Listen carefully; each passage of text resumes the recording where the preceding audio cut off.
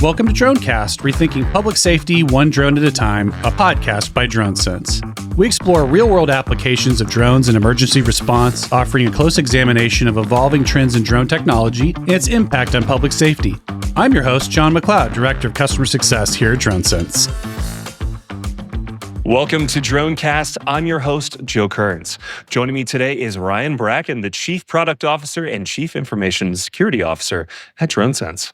Ryan has a long, storied professional history, starting with a bachelor and master's degree in aerospace, aeronautical, and astronautical engineering from RPI in Troy, New York. As time as an aerospace engineer with the National Air and Space Intelligence Center, his distinguished service in the FBI, and years of experience in both as a pilot in manned aviation and unmanned aerial systems. We're so grateful to have Ryan lend some of his valuable time and join us here on DroneCast. Love to talk about some exciting projects we're working on and look over the horizon to talk about some of the areas that excite us going forward. Welcome, Ryan. Great to speak with you here today. So glad to be here, Joe. Well, good stuff. Well, hey, let's go ahead and have a few questions here. Now, the main topic I wanted to visit with you here today is discuss one of DroneSense's newest product launches, OpsHub Mobile. For everyone who hasn't heard that name before, can you give us a little overview at a high level of what this product is? OpsHub Mobile, simply put, it's an application to see where your drones are and what they're doing. It sounds simple, but I'm sure we'll get into, it's got kind of a complex history. It also does a few other things, which I should probably point out. You can stream your own location, your own camera feed, and you can assign hardware devices to missions. So a few other things, but we really like to think of this as the easiest way to consume video and location information from the drones that are out there flying. You know, Joe, as you know, running an effective drone program is a ton of work. You know, as I think about OpsHub Mobile, a lot of delivery companies, Amazon, Walmart, others, they're thinking about the last mile. How do I get a package? It's been built, it's been manufactured, assembled, packaged up, shipped across the ocean through this connection of rail and other assets. And then it's got to get this last mile to my door for me to use it. And I actually think about OpsHub Mobile acting in the same way. We've done all this work to get people out there to fly drones. They've bought the right drone. They're using, of course, hopefully they're on DroneSense, they're using the right software, but they've worked so hard to train their pilots, to get certifications, to get authorizations for their agency. Now they're out there in the middle of the night in a difficult circumstance, and they've finally got it. They've got this shot of the criminal who is, they've caught him behind the dumpster. They've got the victim they've found in the woods. Whoever that might be, whatever that scene is, they've done all this work to get there. OpsHub Mobile is about making it as easy as humanly possible for a decision maker or an operator to consume that information. So that's the way we're thinking about OpsHub Mobile. Thanks for elaborating on this. And this is extremely exciting. And I think something that everyone and customers in this industry is really looking for. So now, of course, this isn't the first mobile device or an application we've offered at DroneSense. There's a pilot experience and the Copilot application for Android. How does this different from those? You'd like to think that everything you build the right way the first time. And this isn't about engineering. This is about who are our users and what are they doing with these applications.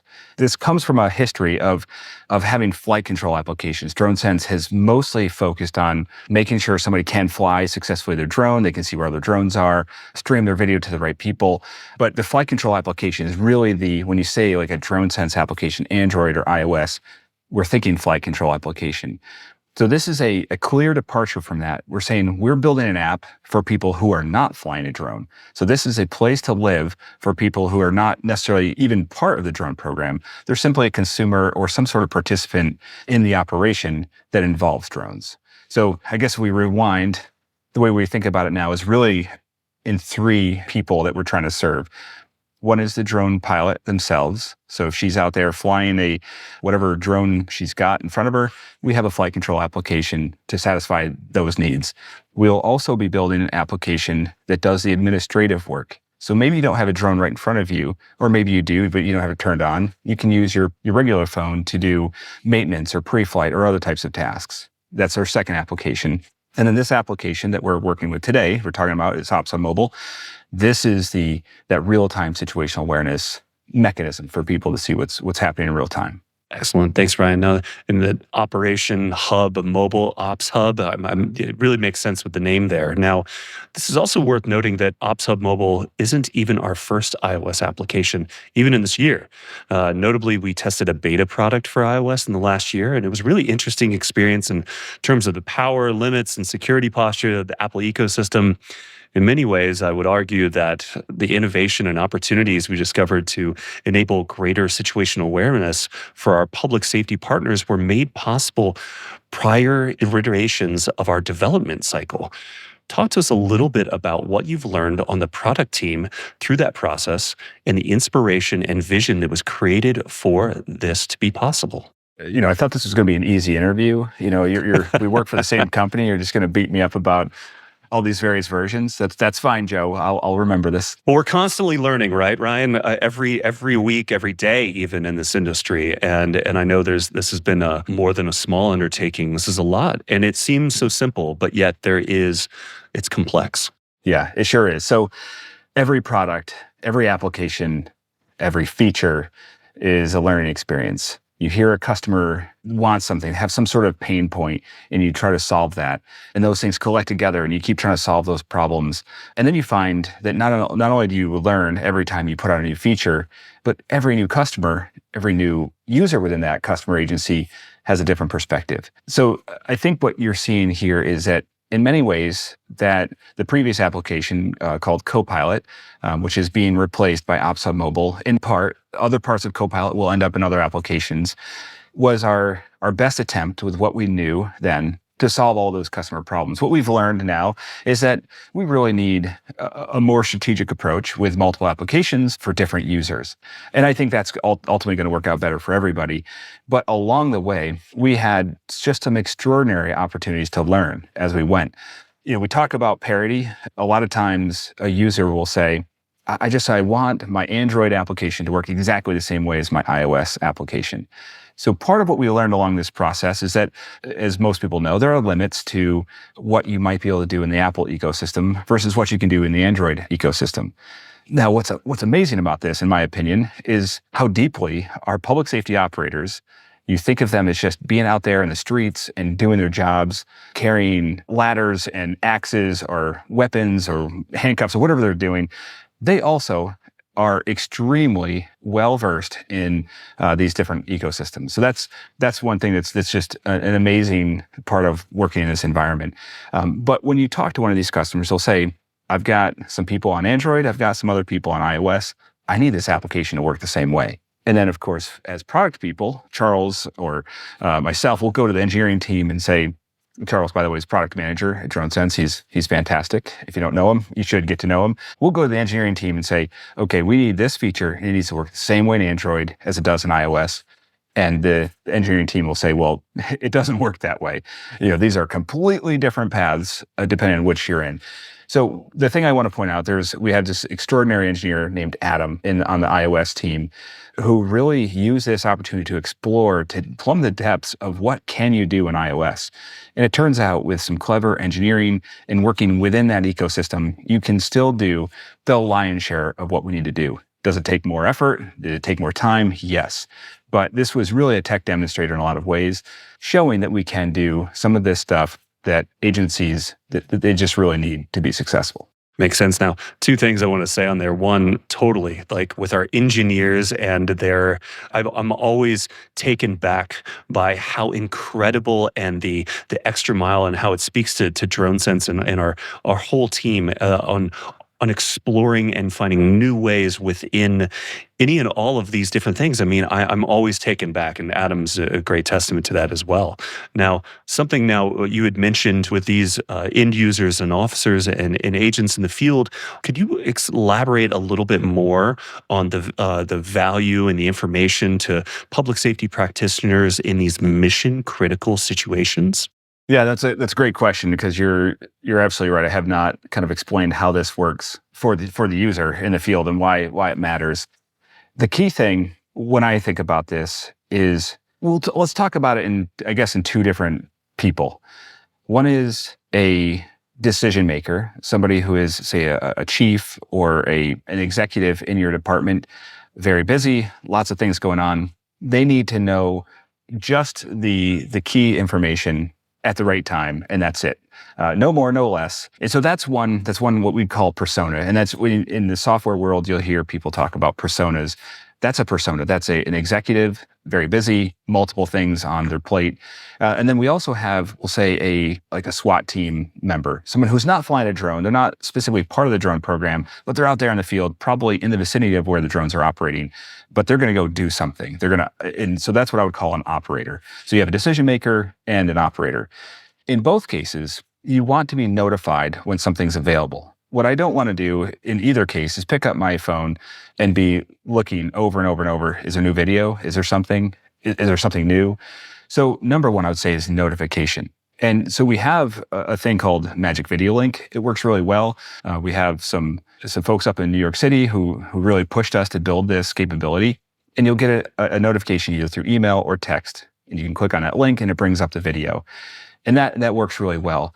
This is an evolution I think in a very positive direction, where the notification comes through the application itself. If you've got the application installed, you'll get an in-app notification. You click on that notification and it's going to bring you straight into this environment. What's great about that now is it can be very customized, very secure. You're only going to see the information that you're allowed to see. And there's no way for anyone to intercept or to post that information somewhere else. So it's very secure, very personalized, and the notification is done in a very reliable way. So the first component there, in my opinion, is notification. I'm out there, I'm doing something, I'm busy, my phone buzzes, I pick it up, there's something interesting happening, I click on it, I've got access to that video feed. The second component, I'll say the second one is location. A lot of times we think of, and this is true, drones are flying cameras. It's a camera out there flying around, and it's kind of disembodied. It's devoid of any other information. You just see this amazing video. And that video is truly worth 1 million words or more. But it's without some other context, it doesn't have a heck of a lot of value. So I would say the second thing we're providing here is location. So when you click on that event, the first thing you're going to see is a map. And you're going to see where the drone is, where the drone's looking. You're going to have some information about what's happening in that scene. And that, now you know, if I'm in a large city, this is where in that city this is occurring. And so you instantly say, oh, I know who might be involved with this. There's all this information you're going to gain from that. So then the third part is the video itself, the thing that most people are looking to consume. But now you've been notified, you know, where it is and some context around that, maybe who's operating it.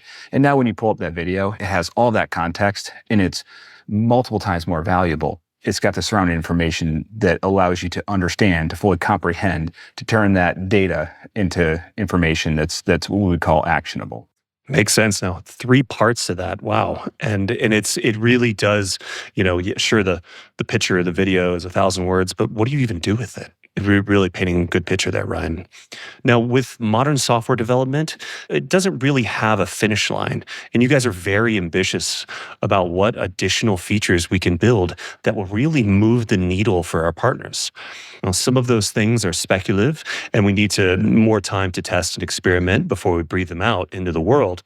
But in terms of the areas that are more mature that we can talk about, what developments are coming in the near future, and how do you think these innovations will make a material impact into the work of men and women in the field? It's always a tough question, what to share. You know, I have a lot of stuff in my brain that I really hope we do.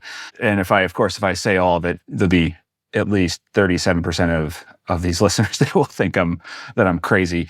So I'll share it anyway. The direction we're moving is to try to simplify this as much as possible. So OpsHub Mobile, the key thing I think to take away from this is that I don't anticipate we'll see tremendously more in that application than you see. There will be lots of nuances, lots of polish. Things will get more reliable. But what we're looking for is a nearly skeletal experience, that you're only in there for this one purpose, and that is to consume this video, this information in a way that's relevant to you at the moment when you're consuming it.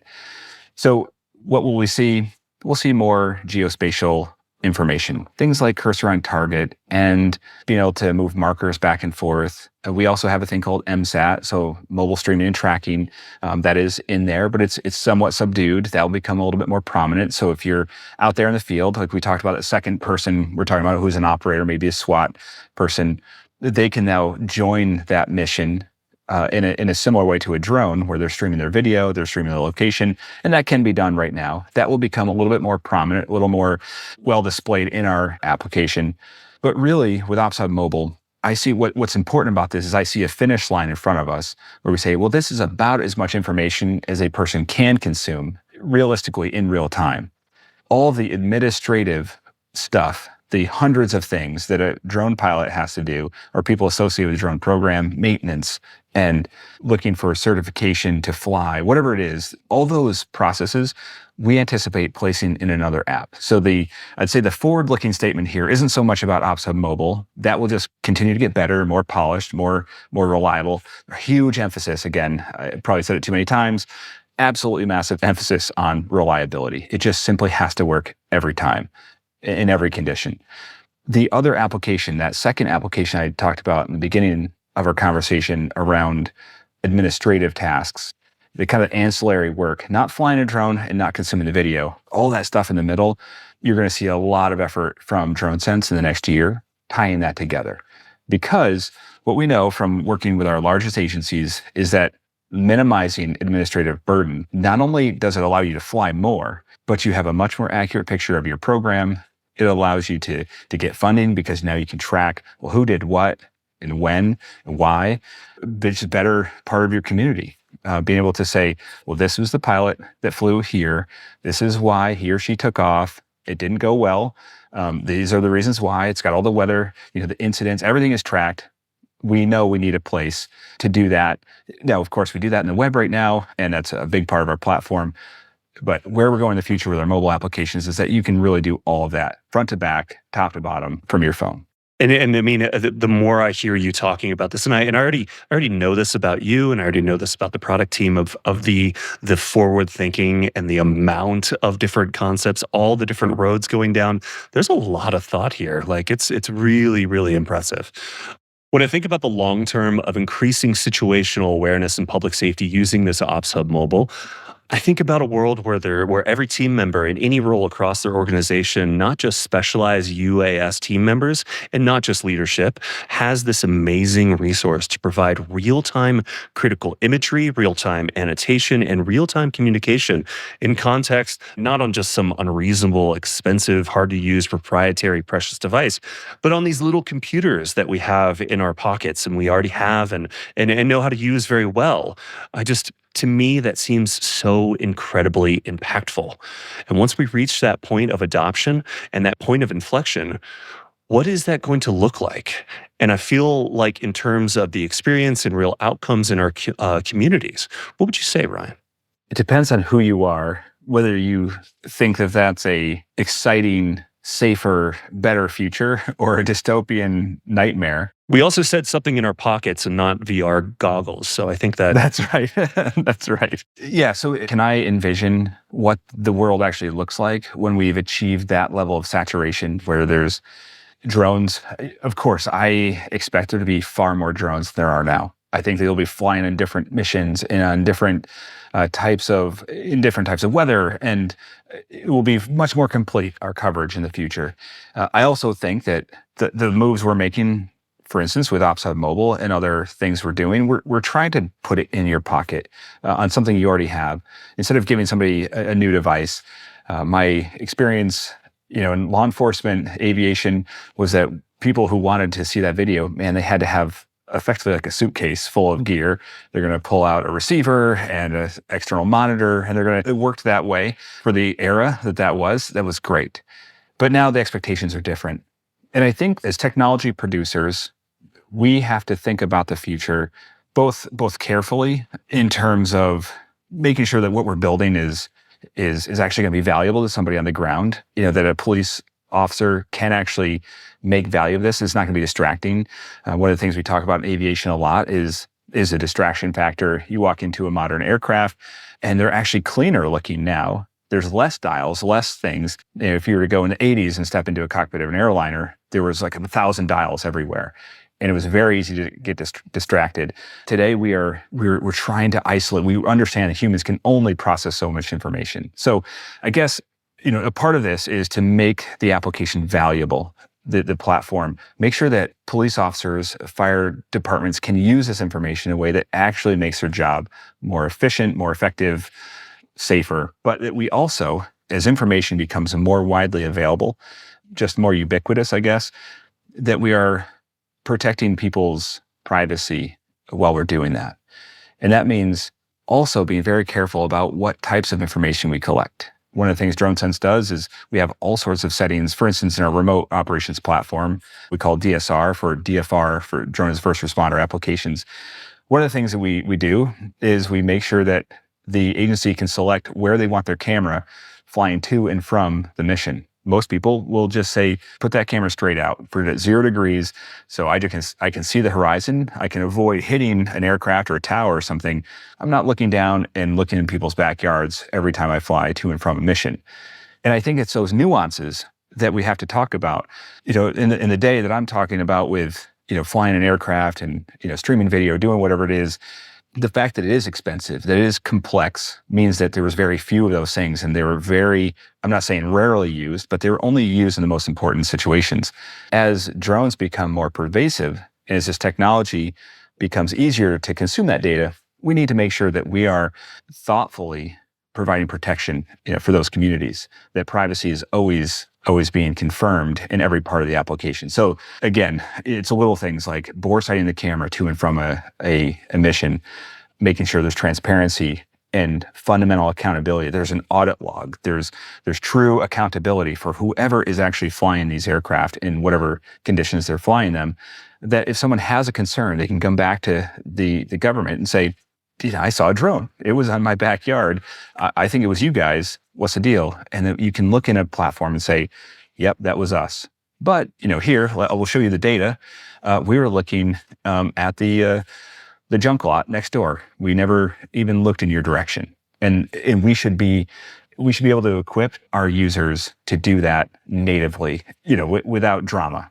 I think it's a good question, as this future grows, doing this in a way where communities are truly safer, but the privacy somehow is even deeper than it was before. And I think that's both the tension and the amazing opportunity we have in front of us.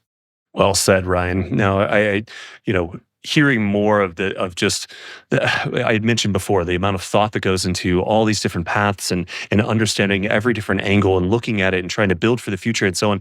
It's not just building for that. It's also listening to our customer base, understanding them, spending the time with them. And it's something about DroneSense that is just so compelling. So now, as we start to close this, and thank you again to diving into OpsHub Mobile, I have some final questions I'd love to ask you. So finally, thinking about the entire universe of unmanned aviation and its rapid evolution and development, what in particular gets you excited personally when you look into the future? I think I'm a 12-year-old boy at heart. I've got 2 boys, one's 11, one's 12. And so it's a great phase of life for me because we're right at the same maturity level now, my kids and I. I feel so bad for your wife. I'm sorry. She's amazing and keeps us somehow running in the right direction. The thing I think about with this is, where are we going in the future? Anything worth doing is worth doing fast. That's the 12-year-old in me. When I look at drones, I look at what we're doing. Why are you into drones? It might be because of the videography, the photography, the amazing perspective that it gives you. Most of us are part of this community in part because of speed. And I think this is one of the things that we'll see incrementally, slowly, in many ways, things will get faster. And that, to me, I know, that the first thing I think about is like, how fast does a drone fly? Of course, we want it to fly as fast as possible because that's awesome. But what I really think about is, how quickly can you respond to something? So drone as first responder, the kind of the phase we're in now, it's remarkable how many times somebody with a robust drone as a first responder program gets a drone on station before a first responder, whether it's a patrol or a rescue squad, whatever it is that shows up on scene, it is remarkable to me how, given today's technology, how a drone can often be there first. I think we will see those times just drop and drop and drop. So drone as a first responder is one area. The other is look at tactical drones. How long does it take you to open up the back of say it's in your trunk, you open the trunk, you unbox your Pelican case, you boot everything up, you've got to do some tests, you got to make sure that the weather is appropriate, that you have authorization to fly where you are. And all I can think is that we're going to find faster ways to do that too. Whether that's drones mounted in the roofs of police cars, people have talked about that for a long time. I don't know what that's going to look like, but Joe, it's going to get faster. And I think that every time we talk about what value does a drone bring, it's often to do something more quickly than it can be done right now. The last version of that I'll share, as I think about this is a forensics case where you have a crash that stops I-66. That's a mile and a half from my house, happens relatively frequently. If that road shuts down, it costs thousands of hours of delays if you integrate that across all the people that are stuck in both directions for one of these crashes, particularly in a rush hour scenario. We're going to get faster at collecting that information as well. So I think, as trite as it might sound, I think speed is the future for drones. Well said. I love that. And it's been really fun to answer all those questions too, even friends that have any perspective of this industry and those in this industry. And we're all excited and we're all looking for this. And we made jokes earlier in this about how we're constantly have to be on our toes and learning something every day, but that's just what's going on in this industry. It's something new. It's something exciting. There's who knows? I mean, is it going to be us in the drone industry that's going to be the beginning of flying cars? Probably.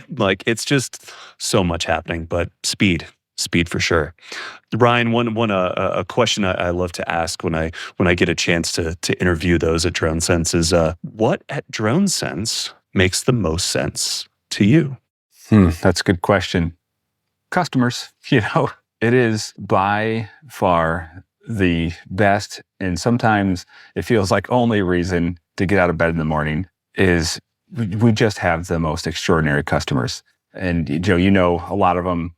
I've been given so much by the teams that we've worked with over the years. I think about my very first customers, really Fauquier County here in Virginia. Walking in that door, it hadn't been that long since I've been out of the FBI, and it was a huge shock to my system.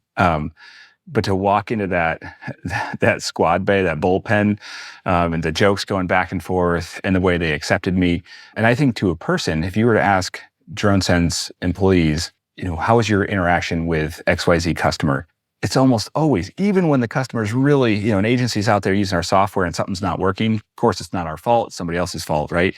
Even if it's very much our fault, it's remarkable to me how patient and thoughtful our customers are. So, what makes sense in the end, the common thread that pulls it all together, of course I want to say it's the technology, or it's the amazing breakthroughs, because we've gotten to do some unbelievable things. But Joe, I sometimes can't believe how extraordinary our customer teams are. So yeah, I think that's it. Well said, Ryan. Really appreciate that. And that's honestly all the questions I have for you today, which means it's time for me to pass the mic and the soapbox over to you so you can send us out with a shameless plug for your program or tell the people anything else that you're excited to be working on right now. Soapbox is yours. Well, Joe, thanks a ton for the time to talk about this. OpsHub Mobile is really the thing we're working on at the moment. We'd love you to give that a shot. You can download it in the iOS App Store. It'll be coming to Android soon as well.